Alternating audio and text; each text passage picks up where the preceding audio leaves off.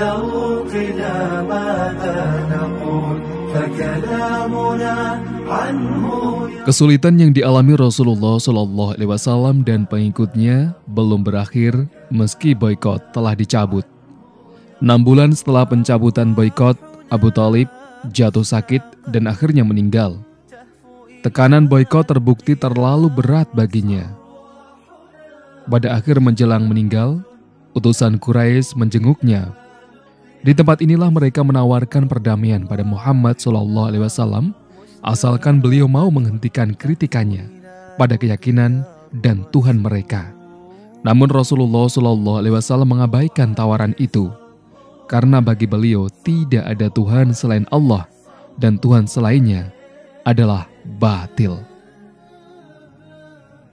Ketika Abu Thalib dalam keadaan sekarat, Nabi mengunjunginya, sementara di sisinya sudah ada Abu Jahal. Beliau bertutur kepadanya, "Wahai pamanku, katakanlah, La ilaha illallah. Kalimat ini akan aku jadikan hujah untukmu di sisi Allah." Namun Abu Jahal dan Abdullah bin Abi Umayyah memotong, "Wahai Abu Thalib, sudah bencikah engkau terhadap agama Abdul Muthalib?" Keduanya terus mendesaknya demikian, hingga kalimat terakhir yang diucapkannya kepada mereka adalah, "Aku masih tetap dalam agama Abdul Muthalib." Beberapa saat setelah meninggalnya Abu Thalib, istri Rasulullah SAW Khadijah, ibunda kaum mukminin, juga meninggal. Kematian Abu Thalib dan Khadijah menandai berakhirnya sebuah era. Abu Thalib lebih dari sekedar bapak bagi Rasulullah SAW. Meskipun tekanan dari Quraisy begitu kuat, namun ia senantiasa melindungi sang keponakan sampai akhir hayatnya. Khadijah bagi Rasulullah SAW lebih dari sekedar istri.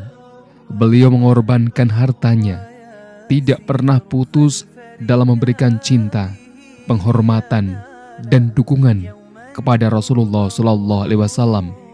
Sosok Khadijah merupakan nikmat Allah yang paling agung bagi Rasulullah.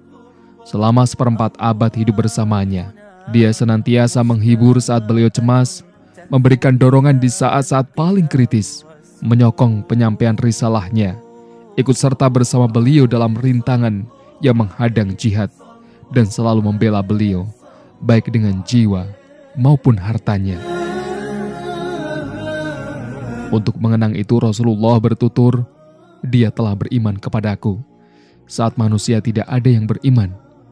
Dia membenarkanku saat manusia mendustakan. Dia mengeluarkan hartanya untukku saat manusia tidak mau memberikannya.